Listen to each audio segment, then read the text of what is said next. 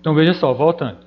Sistema urinário vai ser a mesma coisa do sistema excretor, tanto faz dizer um como o outro. E esse sistema urinário ele vai ser composto por 4 estruturas principais. Um par de rins, se é um par, logicamente são 2, certo? 2 ureteres, a gente vai ver mais para frente o que são esses ureteres, ou daqui a pouco, 2 ureteres. A bexiga urinária, que é apenas uma, e uma uretra. Então esses 4 componentes aqui vão formar o nosso sistema urinário ou sistema excretor. Olhando para cá, para esse desenho, a gente vê essas 4 estruturas que eu falei. Aqui 2 rins, esses bichinhos aqui em forma de um grão de feijão, certo? Os ureteres, que são canais que vão ligar o rim até a bexiga. A bexiga, que vai ser onde vai ser armazenada a urina, que é o produto que é produzido lá no nosso rim. E aqui a uretra, que liga a bexiga até a parte exterior do nosso corpo. Olhando para cá, para esse outro desenho mais gigante aqui do lado, a gente tem a representação do sistema urinário ou excretor de uma forma mais completa, vamos dizer assim. Além das 4 estruturas que eu acabei de falar o nome, a gente vai ver aqui a presença da artéria renal, da veia renal, certo? Essas, da veia cava anterior, calma aí, da veia cava inferior e da artéria aorta abdominal. Então, fazendo junção com esse sistema urinário, a gente vai ter a presença de 4 tipos de vasos sanguíneos, 4 estruturas de vasos sanguíneos. A veia renal, a artéria aorta abdominal e a veia cava inferior. Essas 4 estruturas que fazem parte aí do sistema circulatório vão atuar levando sangue até os rins. Por quê? A gente tem uma ideia errônea de achar que a produção de urina está ligada ao nosso sistema digestório e não está. Para que a nossa urina seja produzida, a água ou a cerveja ou o vinho, ou seja lá o que a gente bebe, tem de ser primeiro absorvido no nosso trato intestinal, lá no intestino grosso, ir para a corrente sanguínea, para na corrente sanguínea aqui nos rins, esse sangue ser filtrado e o excesso de água e o que não presta, vamos dizer assim, ser transformado em urina. Então não tem nenhuma ligação entre o sistema digestório e a produção de urina. Você fica com aquela sensação que toma muita água, vai rapidinho fazer xixi. Aí imagina que é porque sua barriga encheu. Não, é porque entrou mais água no seu organismo e seus rins começaram a funcionar de forma mais rápida, certo? Deixa eu ver aqui, tem uma pessoa querendo entrar, meu Deus. Deixa eu ir lá. Ver quem é o atrasadinho. Thaís Melo. Boa tarde, Thaís atrasada.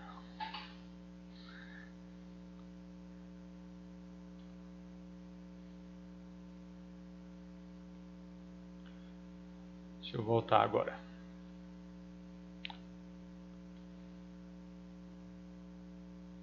Pronto, voltei. Então até aí não tem nenhuma pergunta não sobre essas 4 estruturas que formam o sistema excretor e sobre essa junção do sistema excretor com o sistema circulatório.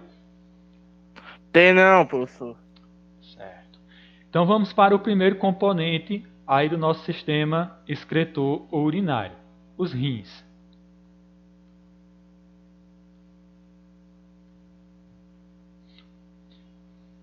Os rins, certo? O rim, como a gente já viu, vão ser 2. E esse rim ele vai ser formado de 3 estruturas básicas. Calma aí, minha gente, que eu perdi aqui o propulsorzinho da caneta. Pronto, voltei. 3 estruturas básicas.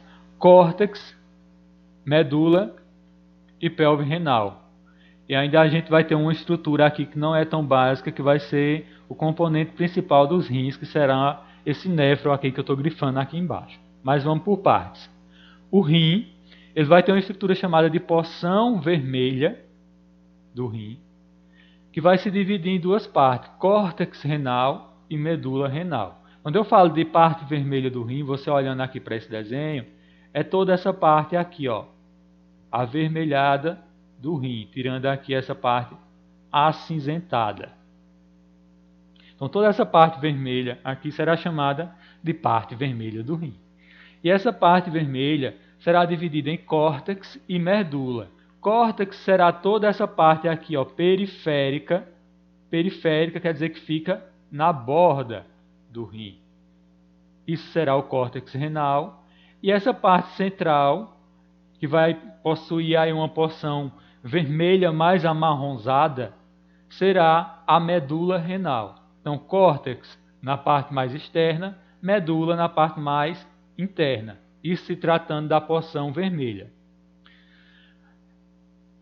Além disso, o rim também vai possuir uma região alargada denominada de pelve renal.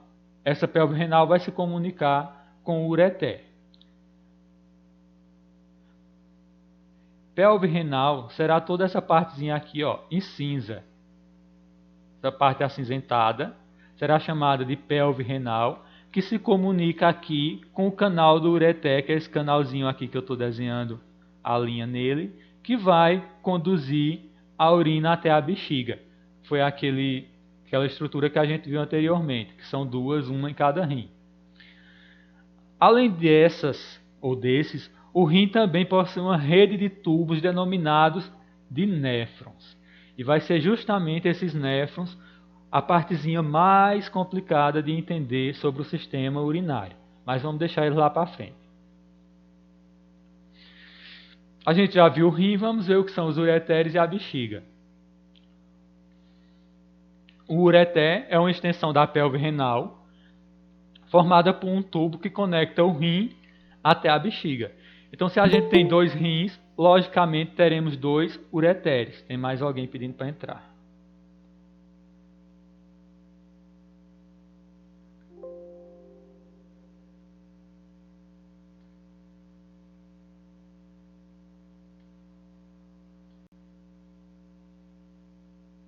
José Gabriel.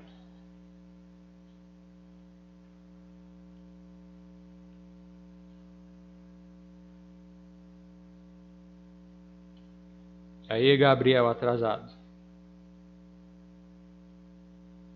Pronto, deixa eu voltar.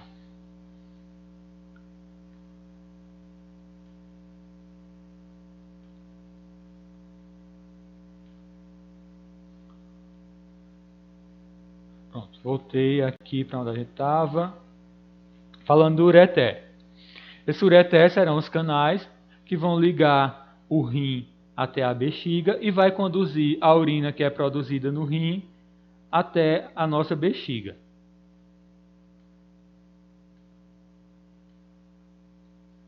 Seriam aqui esses dois canaizinhos, ó. Isso seriam os ureteres. Aí temos aqui nesse círculozinho amarelo, movimentos peristálticos conduzem a urina da pelve renal através dos ureteres até a bexiga. Veja só, quando a gente diz movimentos peristálticos, em outro sistema que a gente estava estudando anteriormente, a gente viu falar nesses movimentos peristálticos. A gente viu que são contrações musculares que vão fazer com que determinadas substâncias se movam dentro do nosso corpo, como por exemplo o bolo alimentar ao longo do todo o trato gastrointestinal, né?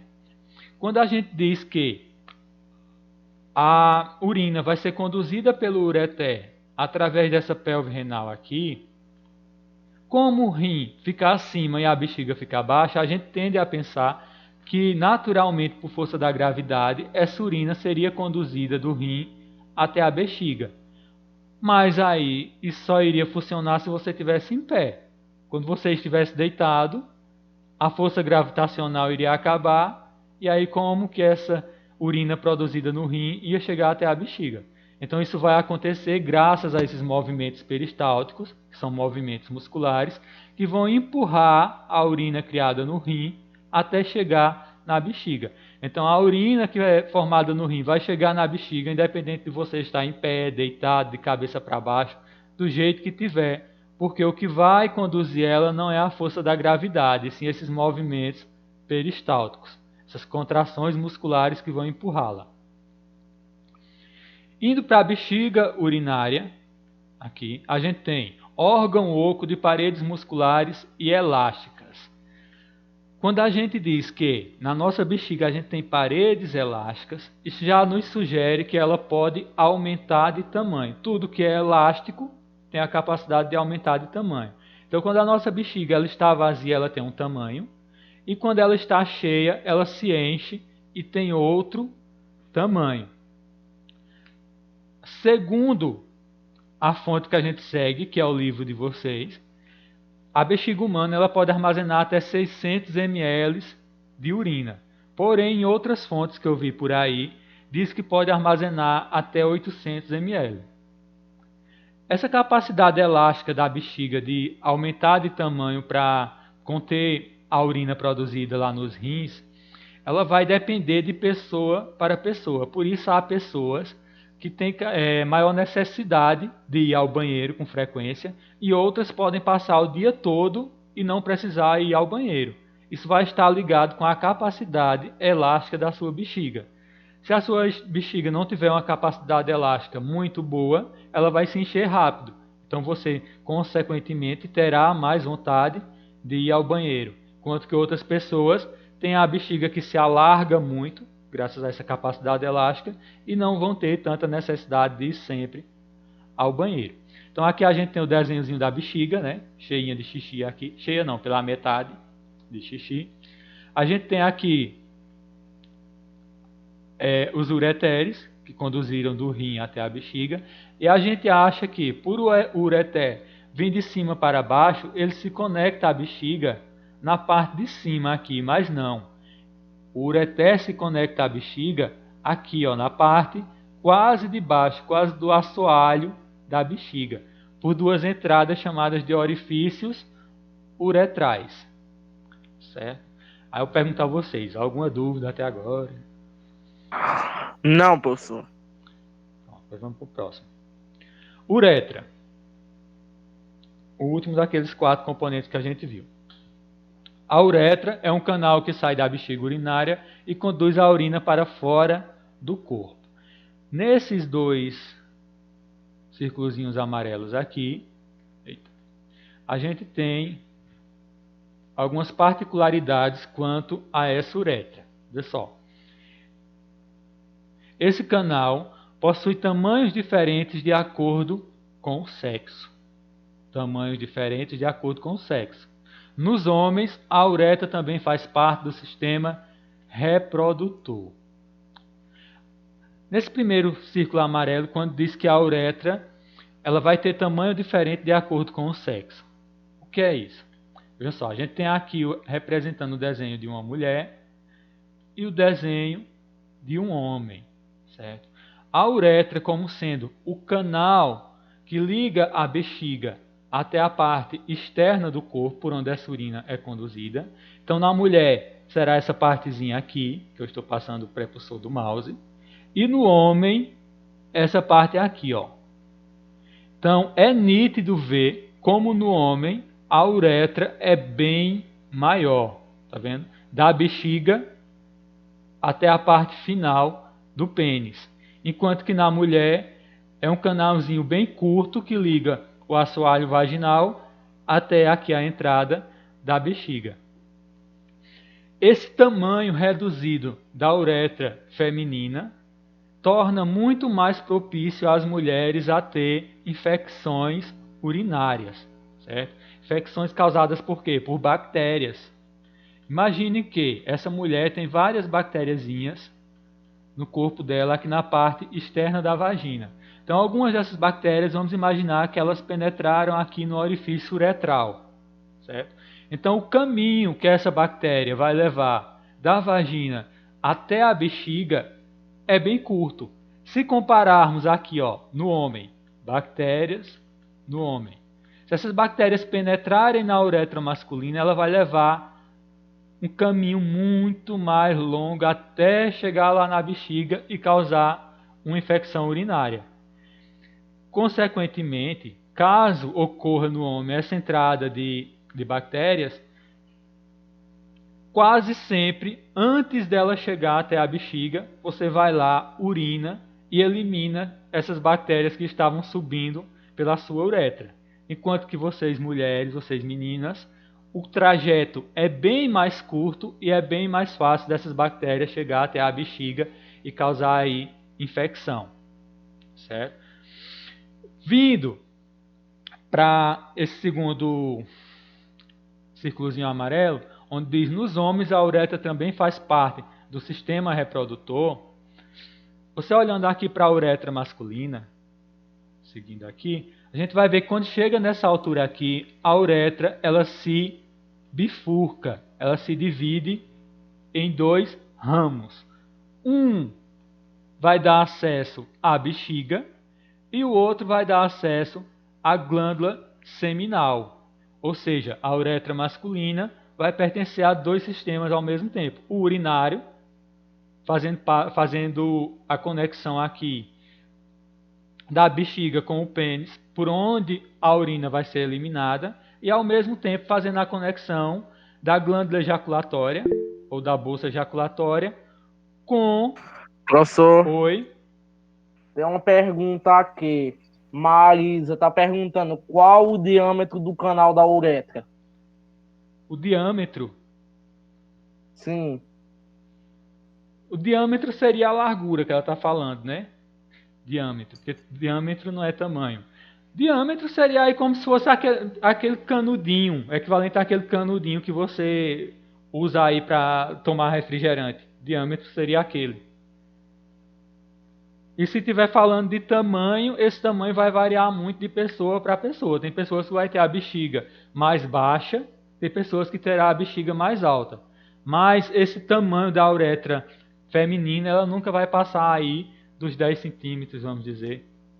Enquanto que no homem, no caso do homem, a uretra vai ser maior e vai depender aí do tamanho do corpo peniano do homem. Se o homem tiver o pênis maior, com certeza terá uma uretra maior. Vai ser proporcional. Entendeu, Marisa? É isso que você estava perguntando?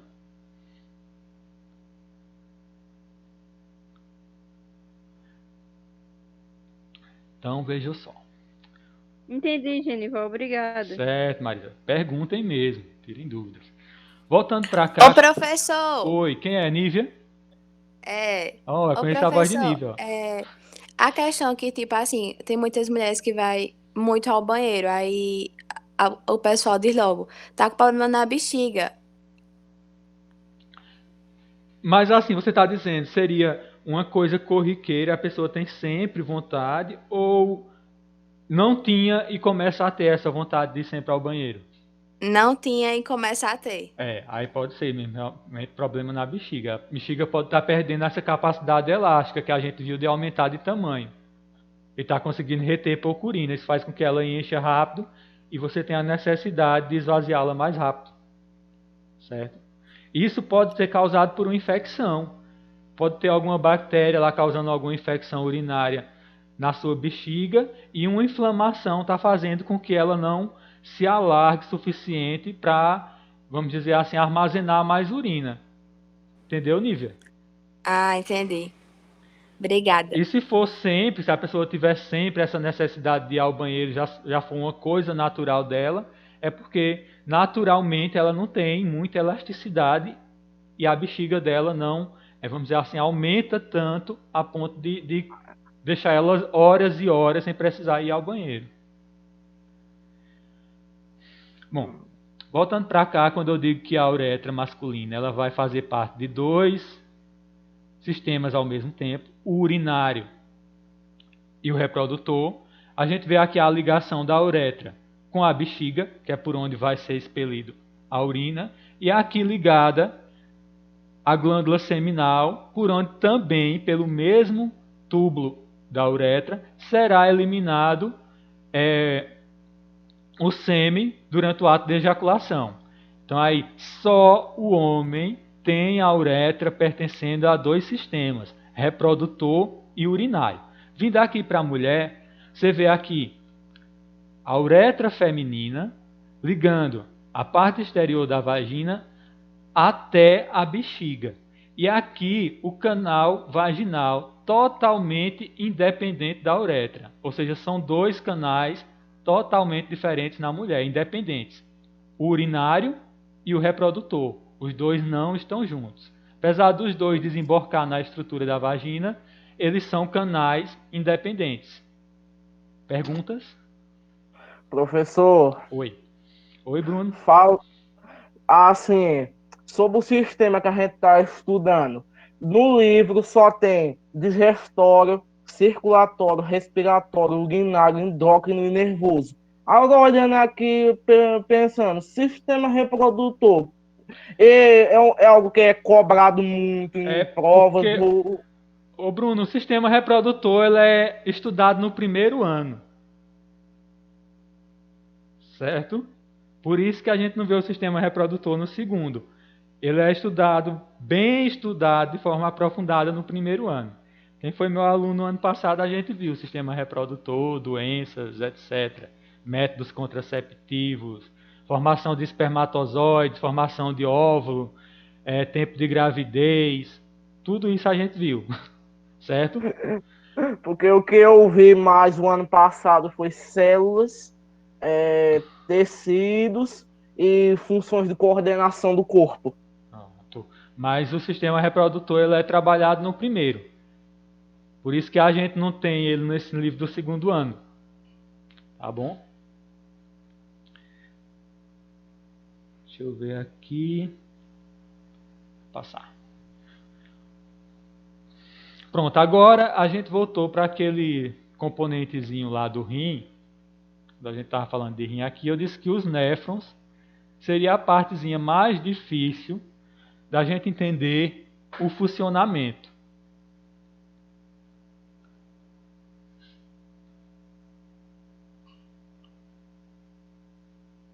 Os néfrons. Néfrons, eles serão unidades básicas dos rins. E serão nesses néfrons onde vai ser gerada a urina, onde o sangue vai ser filtrado e a urina vai ser gerada.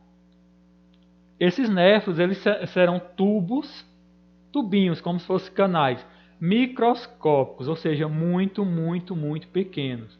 E no rim, em apenas um rim seu, vai existir aí milhares de néfrons fazendo essa filtração do sangue e fazendo a produção da urina. Esses néfrons serão divididos em 3 partes anatômicas, ou seja, 3 partes anatômicas vão constituir esse néfron. A cápsula renal, o túbulo néfrico e o ducto coletor. E serão 3 estruturas que vão formar um néfron. Certo? Quando a gente tem aqui cápsula renal, essa cápsula renal ela também pode ser chamada de cápsula de Bowman. Nas provas por aí de Enem, vestibular, vocês vão encontrar ela mais chamada de cápsula de Bowman do que de cápsula renal. Mas o livro de vocês traz como cápsula renal, então está aqui como cápsula renal. A cápsula renal nada mais é do que a extremidade do néfro e tem a forma de taça. Se vocês olharem aqui, ó, essa partezinha aqui, ela vai ter a forma de uma taça. E essa parte aqui vai ser chamada de cápsula renal ou cápsula de Bowman. Dentro dessa cápsula renal, a gente vai ter uma esferazinha, ou seja, uma bolinha, que vai ser chamada de glômero. Esse glômero é onde vai ocorrer a filtragem do sangue e a produção, vamos dizer assim, a produção da urina bruta. Não é a urina ainda, é a urina bruta, vocês vão ver daqui a pouco porque eu estou falando urina bruta. Então isso seria a cápsula renal. O túbulo néfrico seria toda essa parte aqui, ó, mais grossinha, mais gordinha, vamos dizer aqui, do néfron, que se estende até aqui o ducto coletor, que seria a terceira parte.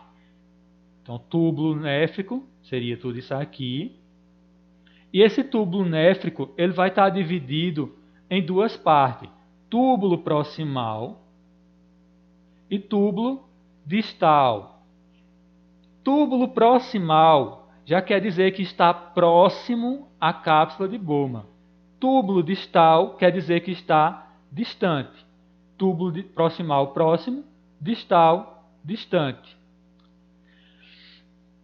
Já o ducto coletor, que eu falei que seria aqui essa terceira parte, após o túbulo, vai ser onde vai desembocar, vai ser onde desemboca o túbulo néfrico e recebe urina de vários néfrons. Cada néfron está intimamente ligado a uma rede de capilares sanguíneos, arteriais e venosos, que chegam aos rins por meio de artérias renais e veias renais. São aquelas artérias e veias que a gente viu lá no primeiro slide, certo? Esse ducto coletor vai ser essa parte aqui, ó, final do néfron. E quando diz que esse ducto coletor vai se ligar a vários néfrons ao mesmo tempo, você vê aqui que ele está ligado a um aqui, aqui ele estaria ligado a outro, aqui ligado a outro. Então esse ducto coletor, apenas um, ele vai receber produto de vários néfrons ao mesmo tempo. O ducto coletor não é um ducto para cada um. Seria como se fosse um cano aí principal, onde vários canos menores jogam o produto nesse cano. Aí eu pergunto a vocês, estão entendendo? Deu para entender sim, professor. Ninguém apagar colocou nada no chat também. Deixa eu apagar aqui essas doidices que eu fiz. Pronto.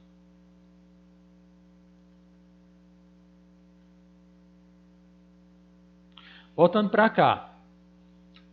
Quando eu disse aqui que os néfrons eles vão estar intimamente ligados a capilares sanguíneos, venosos e arteriais, lembre-se que todo vaso que tiver em azul será um vaso venoso e todo vaso que tiver em vermelho será um vaso arterial. Então a gente pode ver aqui a união entre vasos venosos e vasos arteriais. A gente viu lá no sistema circulatório que o sangue venoso que circula nos vasos venosos, nas veias, vênulas e capilares venosos, ele é rico em excretas metabólicas, ou seja, resto do que a célula não usou, e em gás oxigênio. Em gás carbônico, desculpa aí, em gás carbônico. Esse gás carbônico que tem no sangue venoso, ele vai ser reciclado nos pulmões, como a gente viu no sistema respiratório, e aqui no sistema excretor urinário, vai ser reciclado as excretas metabólicas celulares. Então, quando eu digo aqui que o sangue venoso vem cheio de excretas celulares e gás carbônico, o que vai ser feito de filtragem a nível de rim será as excretas metabólicas celulares, os restos que a célula rejeitou. Por isso que o sistema urinário também se chama de sistema excretor, tá certo? Aí você imagine, o sangue, vamos dizer assim, poluído, vem pela artéria, pelo capilar venoso, depois passa para o capilar aqui arterial. Esse capilar arterial vai para dentro daquela estruturazinha, daquela bolinha que a gente chamou de glômero. E aqui, nessa união do glômero com o capilar sanguíneo, vai ocorrer a filtragem do sangue. Ocorre a filtragem do sangue, onde o que não presta, vamos dizer assim, é conduzido para o túbulo proximal e o sangue limpo segue aqui seu percurso. Indo para o próximo slide, a gente tem como funciona esse processo de filtragem e de formação da urina. A formação da urina ela vai ser dividida em três partes: filtração glomerular, reabsorção tubular e secreção tubular. Vejam só, filtração glomerular, que é a primeira, a gente só pelo nome já percebe que a filtração glomerular vai ocorrer dentro dessa bolinha chamada de glômero, certo? Essa filtração glomerular vai se fundamentar em quê? O sangue vai passar por dentro do glômero e vai ser retirado parte das excretas metabólicas. Junto com essas excretas metabólicas vai ser retirado também uma grande porcentagem de água, e esse produto que foi retirado do sangue ainda não será a urina. Será uma urina bruta, vamos dizer assim, chamada de filtrato glomerular. Esse filtrato glomerular vai seguir por aquele tubo que a gente viu. Aqui, ó, vai seguir por esse tubozinho aqui chamado de tubo proximal. E quando ele chegar nessa estrutura mais fina do tubo chamado de alça de Elling, vai ocorrer um processo de reabsorção.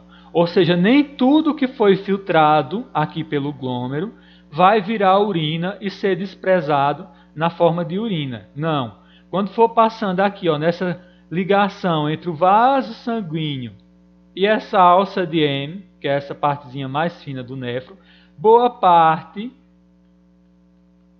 do que foi filtrado será reabsorvido e reconduzido para o sangue. O que serão essas coisas que serão reabsorvidas? Vejam só. Serão substâncias reabsorvidas através do contato do túbulo néfrico com os capilares sanguíneos. Essas substâncias que eu disse que serão reabsorvidas do que foi filtradas serão glicose, aminoácidos, certos íons. Por que eu estou dizendo certos íons? Porque são vários. São íons de potássio, de ferro, de cálcio, de magnésio. Então são vários aí que serão reabsorvidos. E a água. Então nem tudo que é retirado lá no processo de filtração glomerular vai ser transformado em urina. Quando esse filtrato vai passando por aquela estrutura chamada de alça de M, boa parte é reabsorvido e reconduzido para o sangue. O que não é reabsorvido, aí sim vai para a terceira parte aqui chamada de secreção tubular. O que não é reabsorvido vai para essa parte final do néfro chamada de ducto coletor.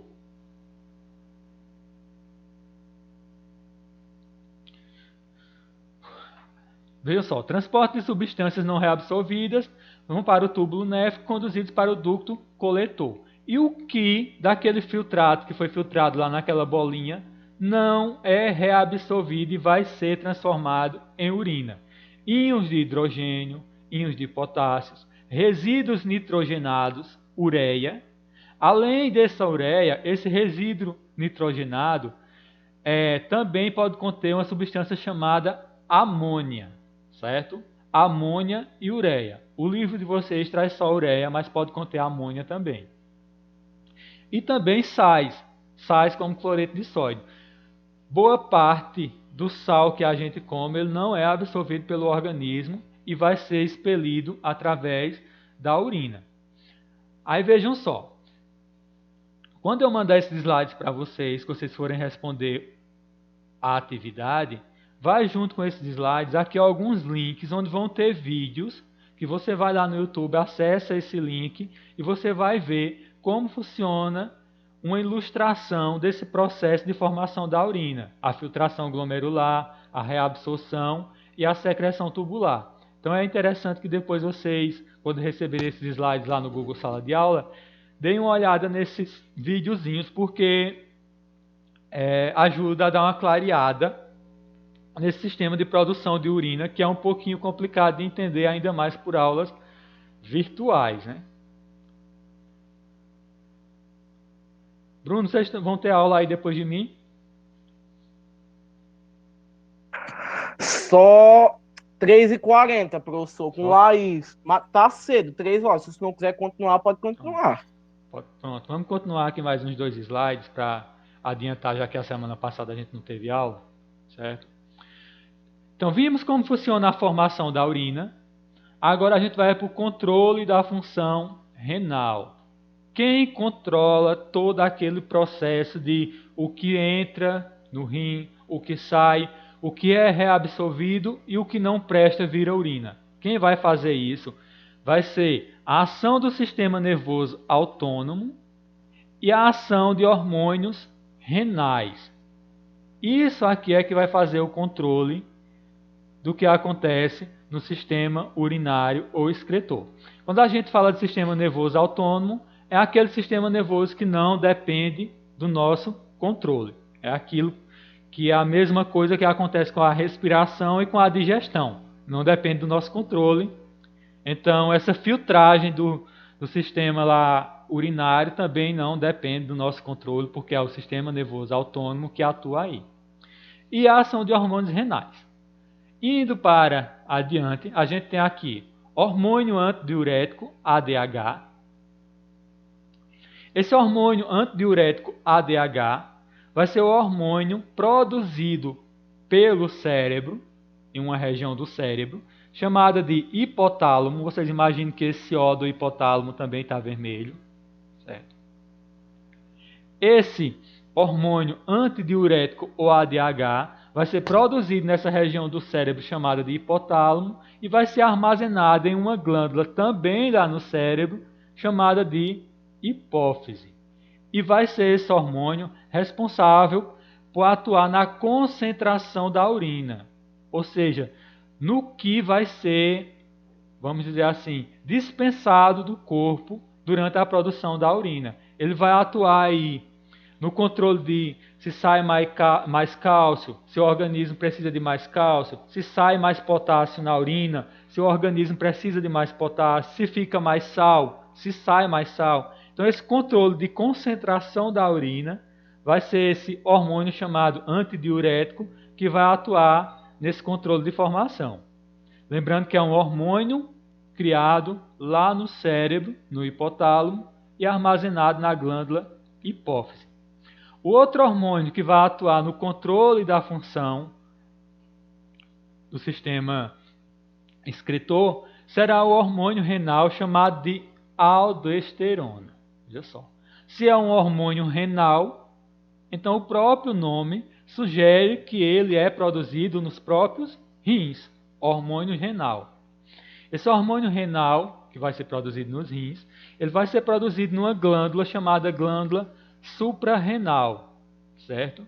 E esse aldosterona, ele vai controlar a quantidade de sal no sangue e na urina. Ou seja, se tem muito sal no seu sangue, então vai aumentar a quantidade de sal na urina. Se tem pouco sal no seu sangue, está precisando desse sangue, ali desse sódio, vai ser retirado mais sal da urina. Esse sódio aí, ou sal, vamos dizer assim, porque o sal é o cloreto de sódio, mas a gente pode usar sódio como um termo sal. Essa concentração do quanto de sódio fica no sangue e do quanto de sódio sai na urina, quem vai controlar e vai estar a todo momento fazendo essa medida do que fica e o que sai da quantidade de sódio, vai ser esse hormônio aldosterona. Ou seja, veja só, um exemplo agora, para vocês fazerem aí a associação. Quando a gente diz que o hormônio aldosterona vai ser responsável pelo controle de sódio entre a urina e o sangue, que vai controlar a quantidade dele. Quando a pessoa está com muito sódio no sangue, quase sempre ela vai desenvolver um processo de hipertensão, de pressão alta por excesso de sódio no sangue. Então está lá a pessoa com pressão alta, vai para o médico e essa pressão alta dela pode não ter nada a ver com o sistema cardíaco. Pode estar ligado a um problema hormonal por falta desse hormônio aldosterona. Ou seja, se a aldosterona controla a quantidade de sódio no sangue e está faltando esse hormônio, a pessoa vai ter muito sódio no sangue e a pressão vai ficar alta. Ou seja, aí uma pressão alta sem ter nenhuma ligação com um problema cardíaco e sim com um problema hormonal. Por isso, quando se vai no médico, o médico faz uma investigação para ver qual é a causa daquela hipertensão ou de qualquer problema que você tenha. Porque às vezes o problema se manifesta de uma forma em um sistema, no caso da pressão alta no sistema circulatório, mas ele está sendo criado a nível do sistema endócrino através da produção aqui ou da falta do hormônio aldosterona. Então, nem sempre a doença onde ela se manifesta, ela está sendo causada ali naquele mesmo sistema. O que pode estar causando ela pode ser aí um sistema totalmente diferente de onde você está apresentando aqueles determinados sintomas. Entenderam o que eu quis dizer? Entendi, professor. Entendeu, né? Vamos lá. Controle da micção. Micção. Não sei se vocês sabem o que é isso. Micção talvez vocês não saibam o que é, mas já devem ter ouvido falar em mictório. Mictório é o lugar onde você vai lá no banheiro, a privada, onde você vai lá e urina. Então, se mictório é o lugar onde se urina, então micção é o ato de urinar. Micção é o ato de urinar. Então, o que controla o nosso ato de urinar? Ela vai ser controlada pelo sistema nervoso autônomo. Preste atenção nisso. A gente acha que controla a nossa urina, porém a gente não controla. Quem controla é o sistema nervoso autônomo. O que a gente pode fazer é inibir a urina, prender, ou facilitar a saída dela de forma voluntária. A gente pode inibir, prender ela um pouco, ou facilitar com que ela saia. E isso aqui a gente vai ver daqui a pouco, porque a gente pode inibi-la ou facilitá-la, mas ao mesmo tempo a gente não tem o controle total. Tanto é que durante o desenvolvimento das crianças, até 5 anos, 6 anos, é comum a criança fazer xixi na calça, né, na fralda, em tudo, porque ela ainda não tem esse controle de inibir ou facilitar o ato de urinar na hora que ele quer. Veja só, fazendo esse controle da micção, a gente vai ter a presença de 2 esfíncteres.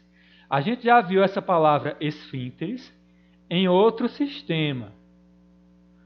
Lá no sistema digestório. A gente viu que o sistema digestório ele continha 4 esfíncteres diferentes, que seriam estruturas musculares que iam dosando a liberação do bolo alimentar de uma parte para outra do sistema digestório, né? A mesma coisa vai acontecer aqui com os esfíncteres do sistema urinário. A gente vai ter 2, um esfínctere interno e o outro externo. O interno será involuntário. Se ele é involuntário, não depende da nossa vontade. E o externo será voluntário. Então vai ser graças a esse esfínctere externo voluntário que a gente pode inibir ou facilitar a urina. Porém, nós não temos o controle completo, porque o esfínctere mais forte ele é involuntário. Então, se a gente ficar prendendo por muito tempo, vai chegar uma hora que você vai fazer xixi nas calças, porque o esfíncter interno a gente não controla, certo? A liberação da urina vai ser feita através de contrações musculares da bexiga.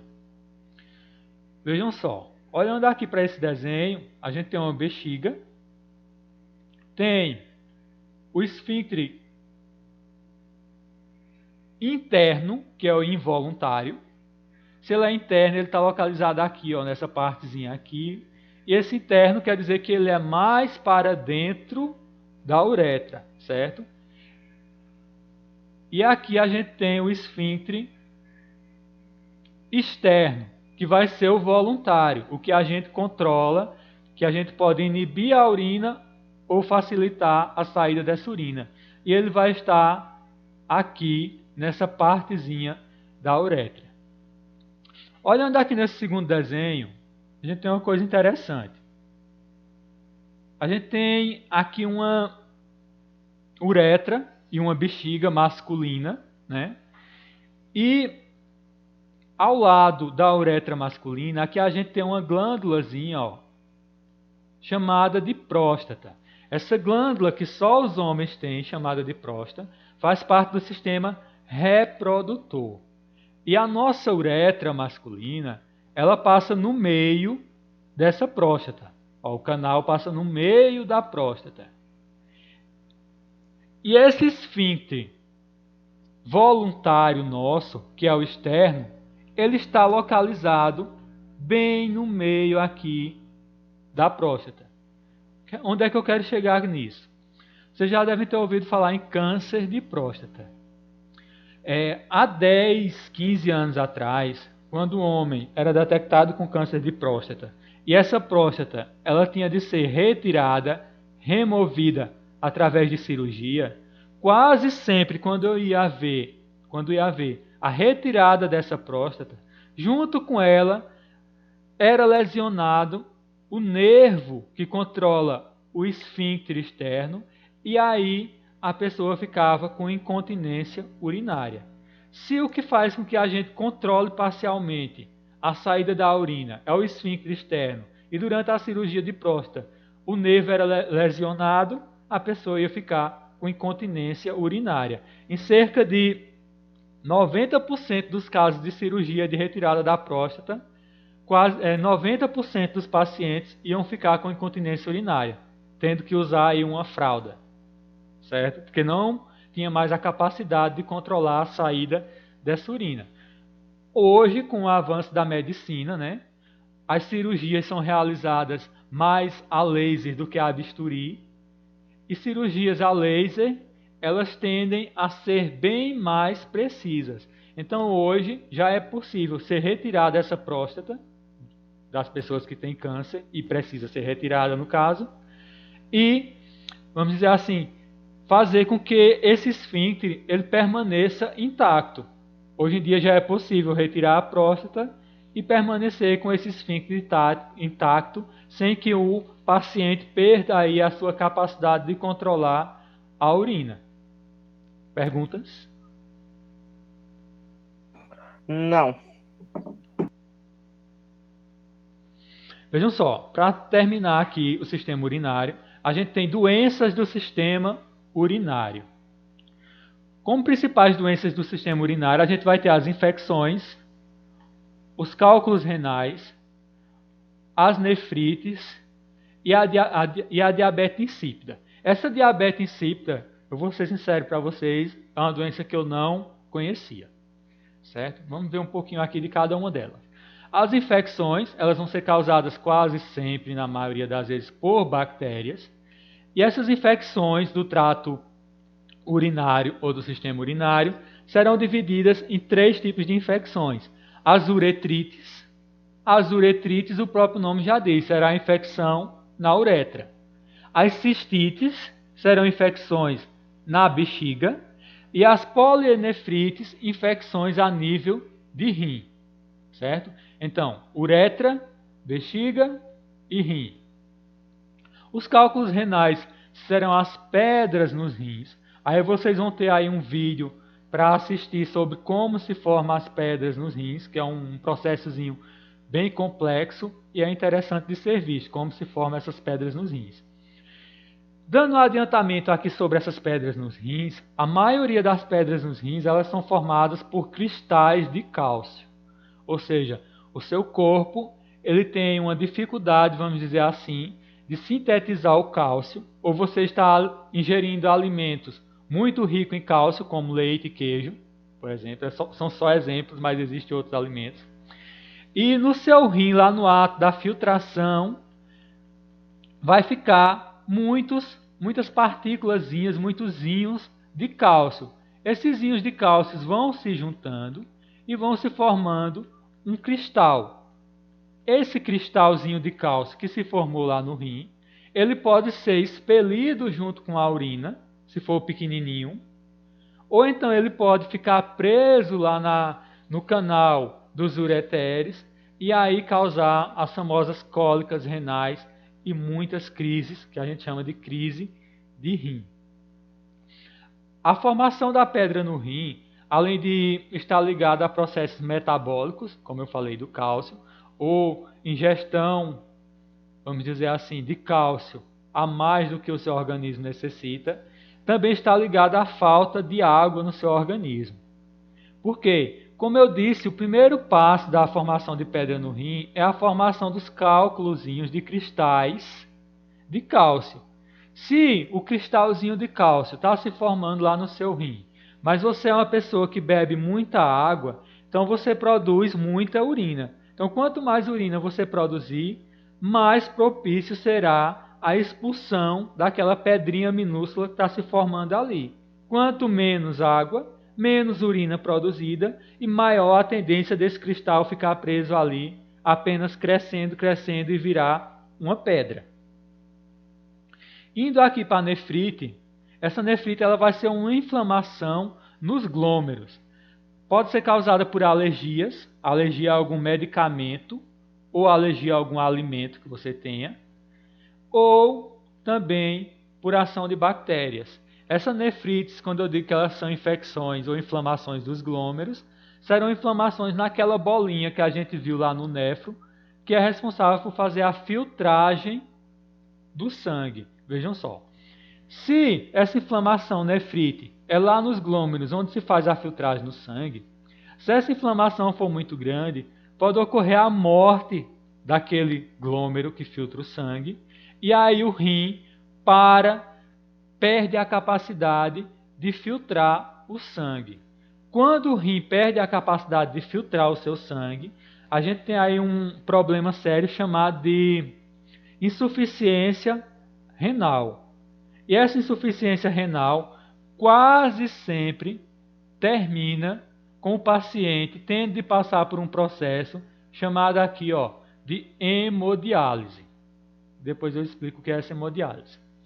Vamos aqui para a diabetes insípida. A diabetes insípida ela será uma deficiência na produção daquele hormônio antidiurético, ou hormônio ADH, que a gente viu que vai controlar a concentração de produtos na urina. Eu não conhecia esse tipo de diabetes, mas que ela não tem nenhuma ligação com aquela diabetes ligada à insulina, que controla o açúcar no sangue. Quando se chama aqui diabetes insípida, é porque a diabetes que a gente conhece, a diabetes da insulina, ela está ligada à produção do hormônio insulina, enquanto essa diabetes insípida vai estar ligada à produção do hormônio antidiurético ou ADH. Então isso sugere que diabetes é qualquer doença que esteja ligada à queda na produção de algum hormônio, certo? Seja ele lá o hormônio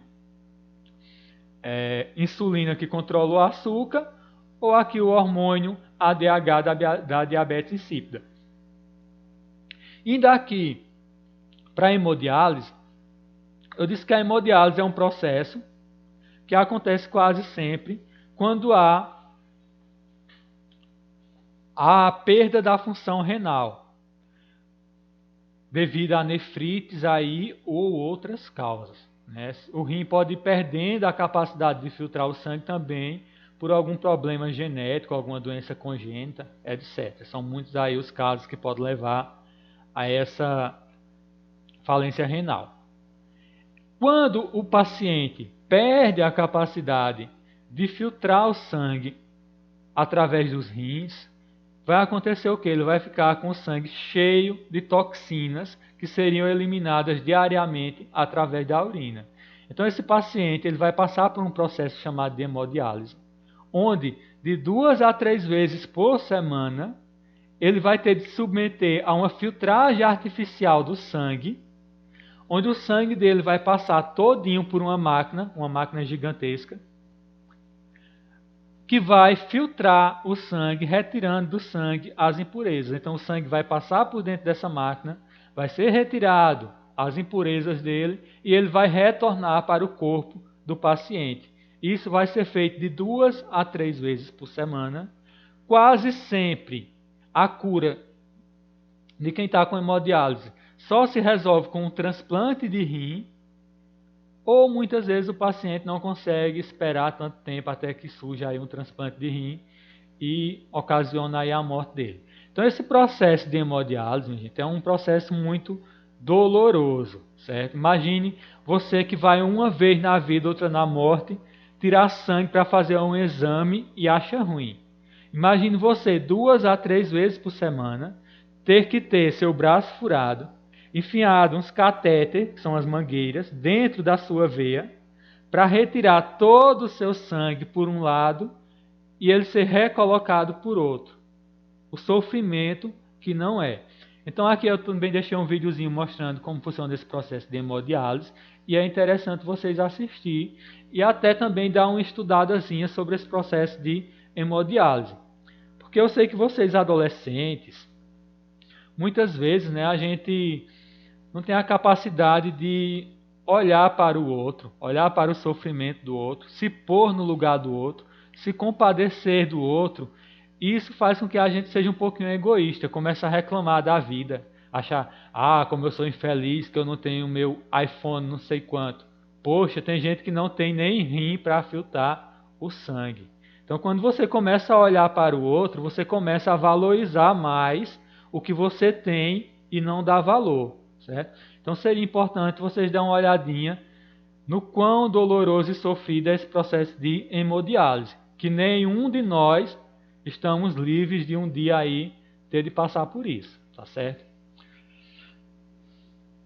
Então a gente vai parar por aqui, acabamos com o sistema urinário. Quando eu deixar lá